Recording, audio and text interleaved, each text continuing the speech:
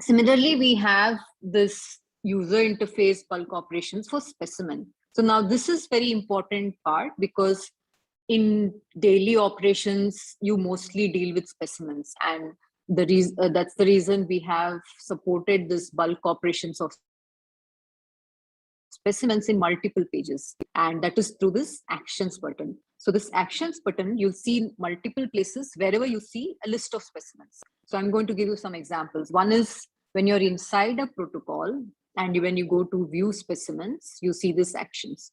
So now suppose I select multiple specimens, and when I click on this actions, I see a lot of options over here. I can edit the specimen fields, I can print labels, delete the specimens, close them, distribute, ship, receive, and so on. Create child specimens, transfer them from one location to another, add events, like if you want to add, say, centrifugation event, freeze event, and so on. So there are multiple things you can do from here, this actions button. And now this actions button, I'll give you a few lists where you can do. So one is this within the containers, when you are inside a box, for example, you see there is the specimens. And if I go to the specimens tab within the containers, again, I see this actions button. So now imagine you have a box in hand, and you want to do the same operation for all the specimens in that box. So maybe you did a centrifugation on all these specimens. So you select them, add event,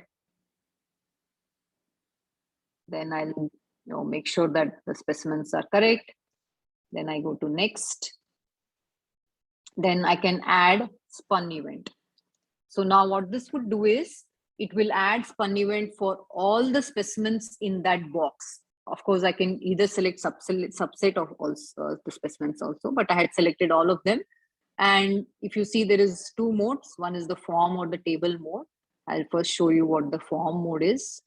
So the form mode is you can just add one kind of data elements for all the specimens. So the same data would be added to all the specimens I selected. Or if I select the table mode, it would show the spun event fields in a table mode. So this is useful if the G-force is different for multiple specimens in this group that I selected. So these are two different options you can do: bulk, add, edit for events. And again, going back, that actions menu is there in the container specimens list view, protocol specimen list view, and within the patient, when, say, for example, I'm inside a patient, and if I am inside a visit, if I select multiple specimens, I again get this actions menu. So you get this actions menu, as I said, in wherever you see list of specimens, you'll see this actions menu. The other important pages are the cards. So there is this card, which is like a pick list you can create. And within that pick list, if you see again, you have this actions menu. And it's there finally in the query results view as well. So all these pages, you have this actions menu where you can do bulk operations through the user interface for multiple specimens at a time.